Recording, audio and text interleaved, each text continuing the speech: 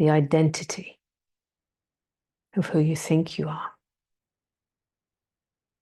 But there's actually worlds upon worlds here in this arena.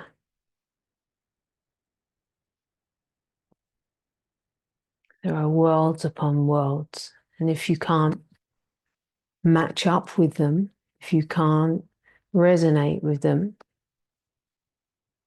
you can't have access. Because it's all available to everyone. It's all available because everyone is everything. But you cannot have access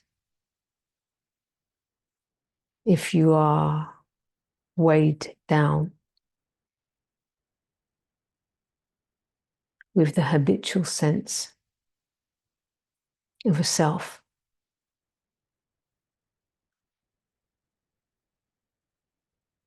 And so what's going to be happening is the people that come into your life, the people that come into your world, the people that are on your screen, they're all significant.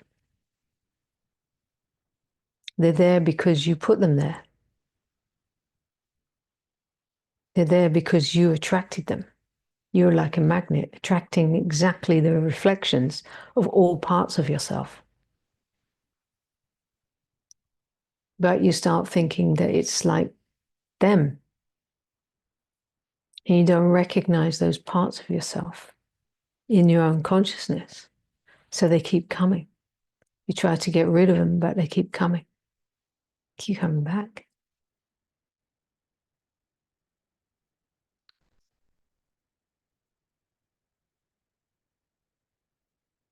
Everything in your world is there because you put it there.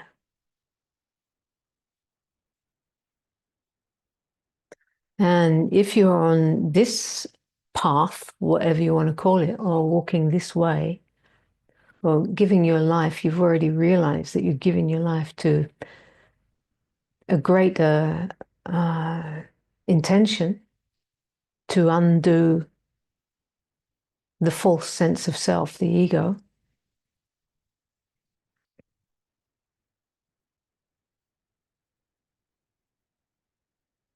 Then it's a commitment. It's a commitment to, it's a commitment and a dedication somehow, a commitment to learn from everything that's in your field, especially everything that irritates you and triggers you. Those are the places that you're going to have to learn from and evolve through. It's your evolution. It's your invitation for your evolution in those places. And if you don't take that on and you just, because you feel irritated or you feel triggered by it and you start, it's over there, if you do that every time, sooner or later you're going to notice that it keeps popping up. It keeps appearing again and again. And if you don't use those situations to evolve through, you remain as you are. You remain as that one that you want to be free of. It's a paradoxical thing because you want to be free, you want more freedom, but the one in you that wants that freedom is not free of itself.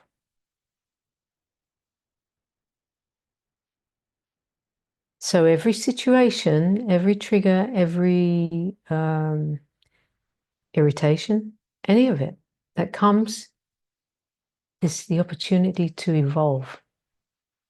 This evolutionary process, this awakening, or whatever it is that we want to call this, is an evolutionary process. You are continuously evolving into more of what you actually are, more of what you actually are, not more of yourself that has now become an awakened one, because the form that can take is of what is known as called superego. right? Where now you become the awakened one and you know all how it is and you know how it should be and you know all these things, right? Well, sooner or later, you're going to have to be free of that one because that weighs you down.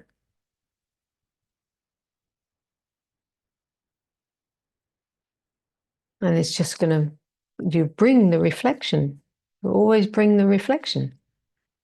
And when we get that, when we really get that, then we ask ourselves the question in the midst of these situations, we ask ourselves the question, what can I learn here? What is this trying to show me? What is this? What is speaking to me now? What is it that I need to, where could I evolve through this?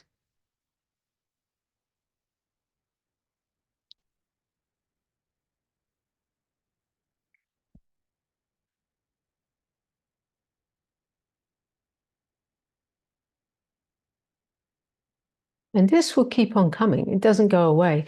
And, you know, right now we are in a time where it's more extreme than ever, that the world of appearance is appearing more and more nuts. And there is a section of humans that are realizing more than the human, realizing that they're human, but they're not actually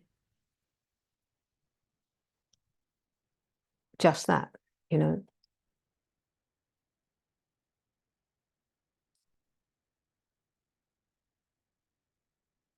And so how far are you willing to go with that?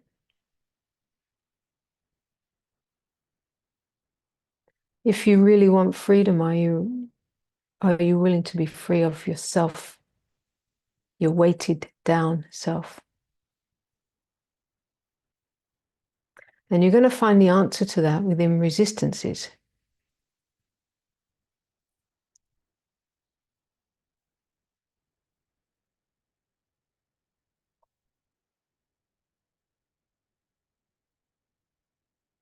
It offers us a lot to look at, to contemplate, to feel, to meet, to open in when we're faced with the resistances.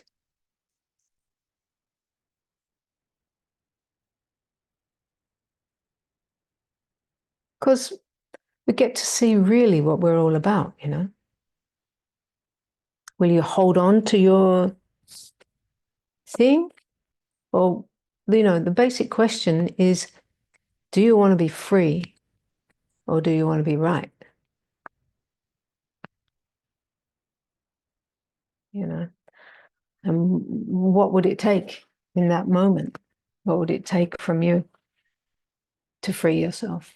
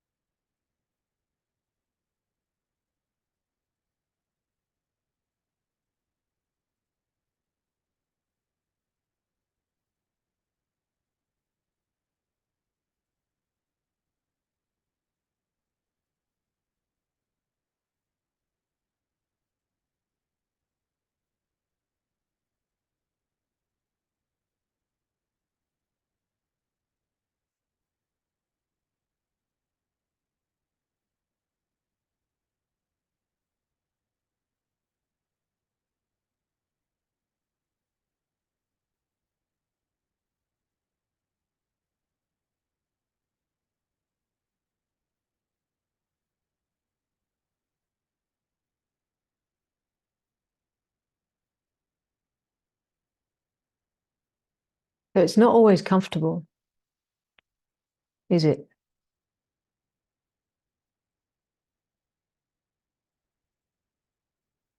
We like to be comfortable.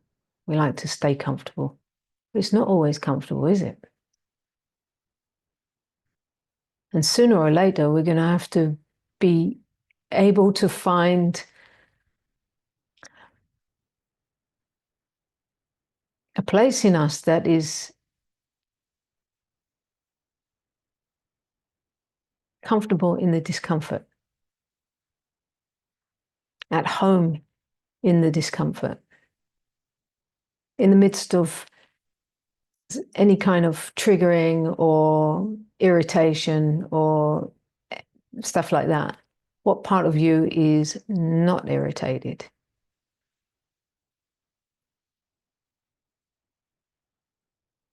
Any part of you that is not triggered?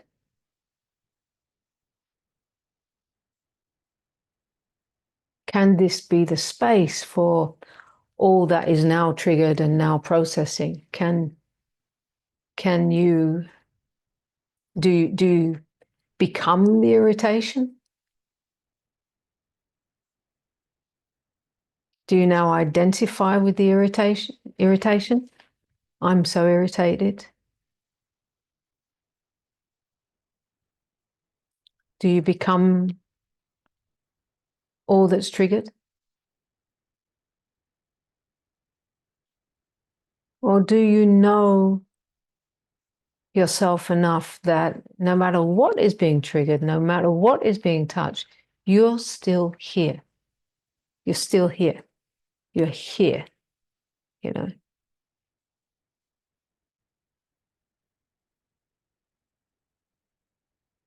And that's where you're going to find freedom, in being able to be here. And that's happening. There's irritation moving through, there's trigger moving through. It's moving through, and I am here. How can I make out of this experience? How can I move into the next? For example, let's talk about in this room, right? Supposing somebody is sharing something and you start feeling irritated because you think that what they're saying is too boring or too whatever, and you start feeling some kind of irritation. In that moment, it's going to show you, like, because this room is like and I always say in the retreats, those of you who've been in the retreats, the room is like a miniature world of your world. And everyone in there is a player, a representative of what's in your world.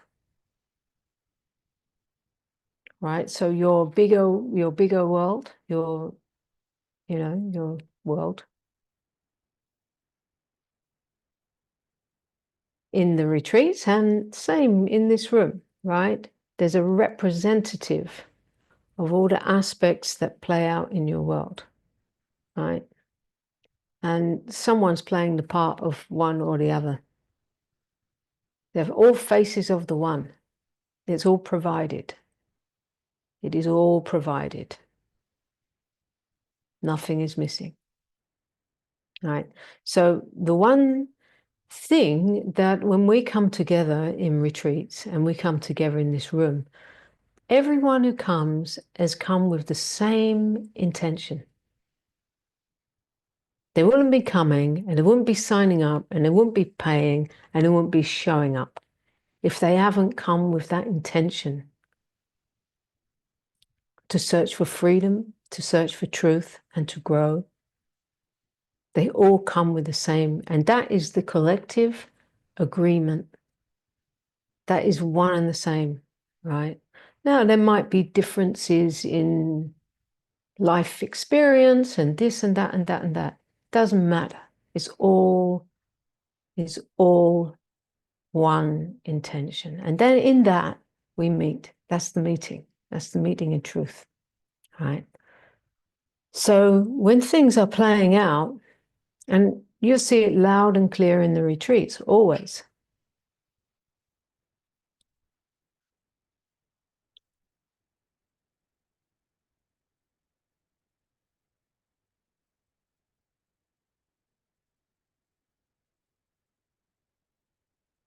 You see it loud and clear in the retreats that there's this, like in the beginning, there's all this, holding. And then after a couple of days of taking off then there's something that happens that then triggers one, triggers the next, triggers the next, triggers the next. And there it goes, popping, popping, popping. Because someone comes into some kind of contraction. And in that contraction, I will work with them. There'll be an opening. And that triggers the next one. And it goes to the next one. And it goes to the next one. And there's more opening, until each one knows that when one opens, the whole opens. You see it again and again and again. If one is in contraction, it triggers the whole room. If one opens, the whole room opens. It's one body. It's one body of energy.